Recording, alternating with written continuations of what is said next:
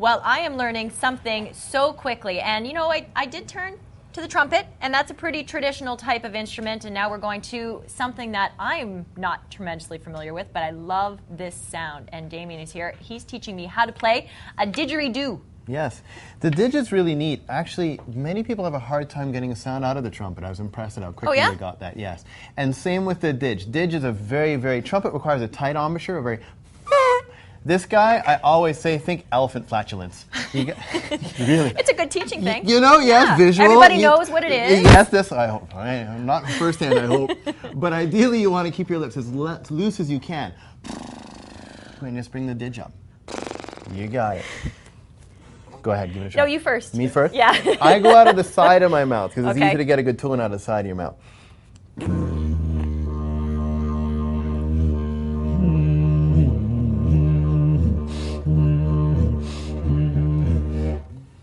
Okay, that was pretty good. That was pretty good, I have to say. And you were breathing at the same time, so you could have that long, sustained note. Correct. It's called circular breathing, yes. So while you puff up your cheeks and you let the air go out, you quickly block the back of your throat and inhale through your nose. You got half a second to fill up your lungs, and then let it go on forever. Well, I'm just going to try one little tiny note. All right. Yeah, all okay. right. So elephant flatulence, okay.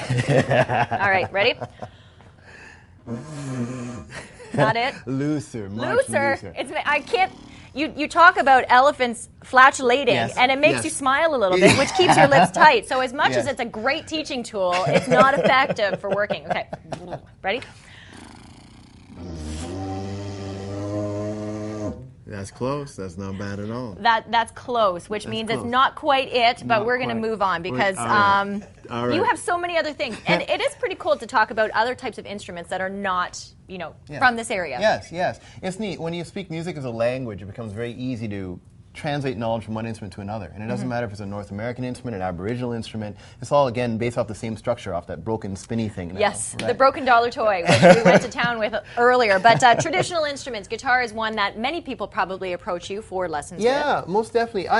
A lot of the modern teaching these days tends to be based off of just age-old structure, rules that have been made hundreds of years ago. I mean, when the first guitar was made, I'm sure the person didn't put some wood together and decide, I know exactly how I'm going to write this down on a sheet of paper. It's not what they thought. Right. What they tend to do is they put some strings on, bang some wood together, make some noise, and then show their buddy, wow, I got these sounds I can make. Then after the fact, you figure out how you're going to write that down for another individual. So that's kind of how we teach. If you learn music as a language, it becomes far more intuitive to actually play and have fun with. And faster. You can learn a guitar in 30 days if you wanted to. Okay, I'm sure you probably could. But I'm ultra beginner, and I don't know much about it, other than I like watching people play it. So what is a beginner? It's chord, right? Yes, that's right, chords. So what's a beginner chord? A beginner chord would be E minor. The easiest chord of all is E minor. And I didn't bring a guitar strap, unfortunately. I don't know if you want to sit down on a stool. I don't know if you saw me working out earlier with a pumpkin, but I think I can manage it. I got it. All right, well, very simply, you got to put your first finger way up. Well, okay, first things first. These are your strings. First string, second, third.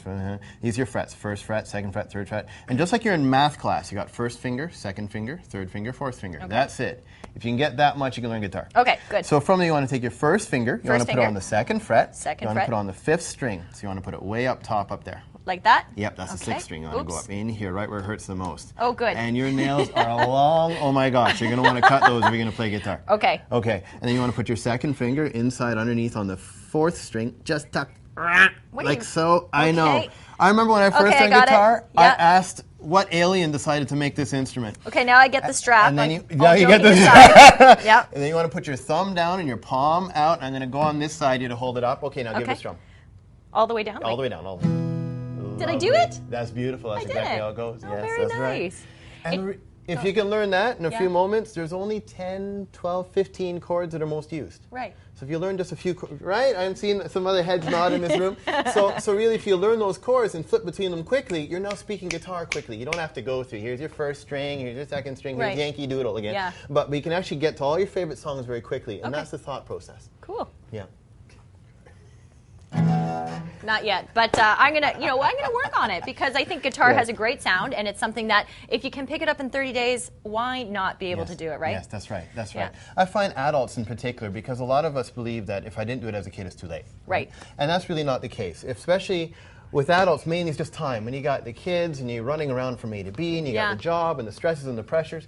So I often say to an adult, if you could find 30 days in your life or 40 days about that you can really dig into the instrument, you can actually make enough headroom with that instrument to have it for the rest of your life. All so right. it doesn't have to be an 8-year-long journey. It could be a very short journey if you want it to be. It's a very short journey, and I'm going to learn so much more. Stay with us right here on Daytime.